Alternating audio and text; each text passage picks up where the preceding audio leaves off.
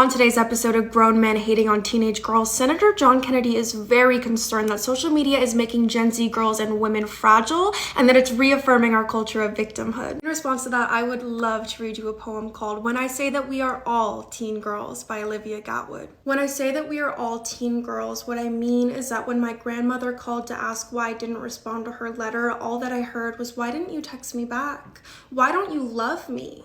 And how can I talk about my grandmother without also mentioning that if everyone is a teen girl, then so are the birds. Their soaring clicks, their squawking throats, and the sea, of course the sea. Its moody push and pull, the way we drill into it, fill it with our trash and take and take and take from it, and still it holds us each time we walk into it.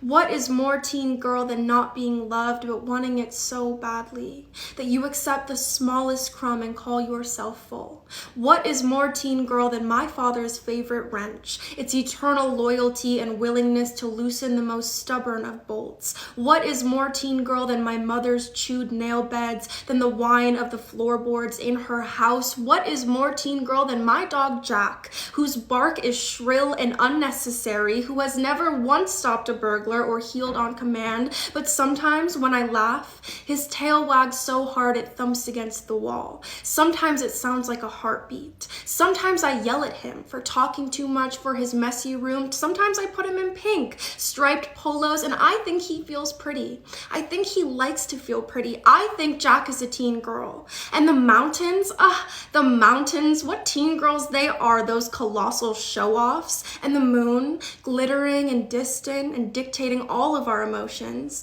My lover's tender but heavy breath while she sleeps is a teen girl. How it holds me and keeps me awake all at once. How I sometimes wish to silence it until she turns her body and the room goes quiet and suddenly I want it back.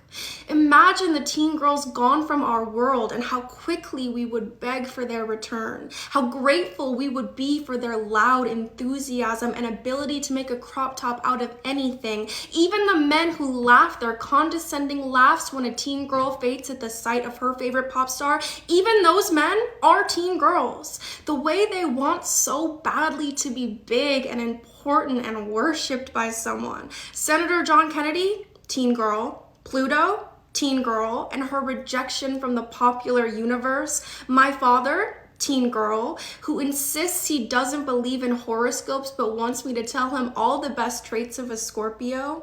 I tell him we are all teen girls, and my father, having raised me, recounts the time he found the box of love notes and condom wrappers hid in my closet, all of the bloody sheets, the missing socks, the radio blaring over my pitchy sobs, the time I was certain I would die of heartbreak, and in a moment was in love with a small new boy.